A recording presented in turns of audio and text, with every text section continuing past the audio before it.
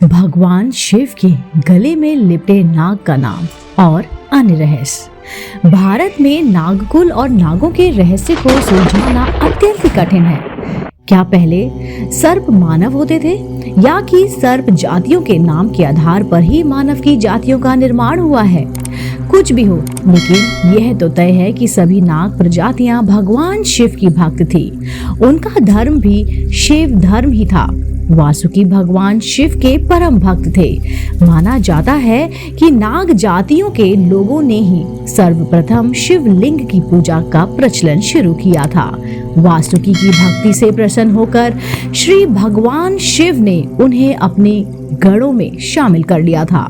वासुकी को नागलोक का राजा माना जाता है। समुद्र मंथन के दौरान वासुकी नाग को ही रस्सी के रूप में मेरु पर्वत के चारों ओर लपेटकर मंथन किया गया था, जिनके चलते उनका संपूर्ण शरीर लहूलुहान हो गया था। जब भगवान श्री कृष्ण को कंस की जेल से चुपचाप वासुदेव उन्हें गोकुल के लिए ले जा रहे थे, तब रास्ते में जोरदार बारिश हो रही थी। इसी बारिश और यमुना के उफान से वासुकी नाग ने ही श्री कृष्ण की रक्षा की थी। बताते चले, एक शोधानुसार वासुकी ने ही कुंती पुत्र भीम को 10,000 हाथियों के बल प्राप्ति का वरदान दिया था। वासुकी के सिर पर ही नाग मणि होती है। कैसे उत्पत्ति हुई नागों की, आइए जानते हैं दोस्तों। पुराण अनुसार सभी नागों की उत्पत्ति ऋषि कश्यप की पत्नी कद्रु की कोख से हुई है।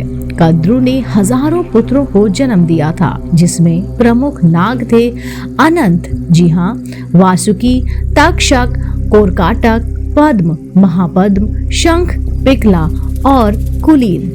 कद्रु दक्ष प्रजापति की कन्या थी। अनंत, वासुकी, तक्ष, कर्कोटक और पिगला उक्त 5 नागों के कुल के लोगों का ही भारत में सर्वस्व है। यह सभी कश्यप वंशी थे। इन्हीं से नाग वंश चला। जी हाँ, शोधानुसार नाग वंशावलियों में शेष नाग को नागों का प्रथम राजा माना जाता है। शेष नाग को ही अनंत नाम से भी जाना जाता है। इसी तरह आगे चलकर शेष के बाद वासुकी हुए, फिर तक्षक और पिंगला। वासुकी ने भगवान शिव की सेवा में नियुक्त होना स्वीकार किया। वासुकी का कैलाश पर्वत के पास ही राज्य था और मान्यता है कि तक्षक ने ही तक्षशिला यानी कि तक्षशिला बसाकर अपने नाम से तक्षक कुल चलाया था।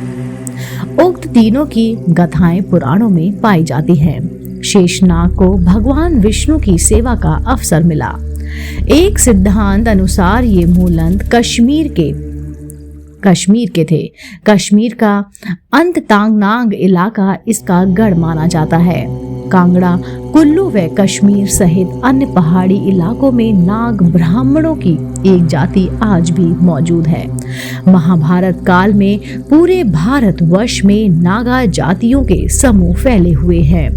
विशेष तौर पर कैलाश पर्वत से सटे हुए इलाकों से असम, मणिपुर, नागालैंड तक इनका प्रभुत्व है। ये लोग सर्प पूजन होने के कारण नागवंशी कहलाए गए। कुछ विद्वान मानते हैं कि शक या नाग जाति हिमालय के उस पार की थी। अब तक तिब्बती भी अपनी भाषा को नाग भाषा कहते हैं।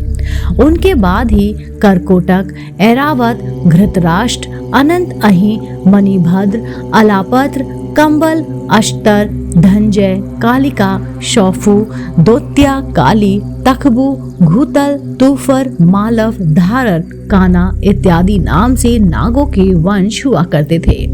भारत के विभिन्न इलाकों में इसका राज था। अर्थवेद के कुछ नागों के नामों का उल्लेखन मिलता है। ये नाग हैं ऋष, रजत, प्रदाक, कमलाश, ग्रीव एवं चिरंजीवी। नागों में चितकोबरा, पृथ्वी, काला, फरियाद, घास के रंग का पीला, अस्थिता, रंगहीन, दासी, दुहित, असित, अताक, मोह, कंभु, द्युति, नाग आदि। नागा आदिवासी का संबंध भी नागों से ही माना गया है। छत्तीसगढ़ के बस्तर में भी नल और नाग वंश तथा करवधा के फणी नाग वंशियों का उल्लेख मिलता है। पुराणों में मध्य प्रदेश के विदिशा पर शासन करने वाले नाग वंशीय राजाओं में शेष, भौगिन, सदाचत्र, गदाचद्र, भूत नंदी, शिशु नंदी या यश नंदी आदि का उल्लेख आज भी मिलता है। पुराण अनुसार एक समय ऐसा था जबकि नागा समुदाय पूरे भारत के शासक थे।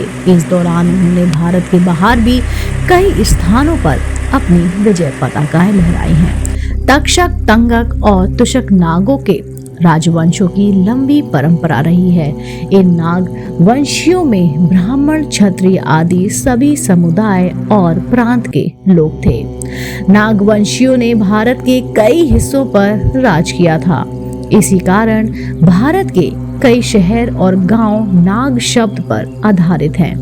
मान्यता है कि महाराष्ट्र का नागपुर शहर सर्वप्रथम नागवंशियों से ही बसाया गया था।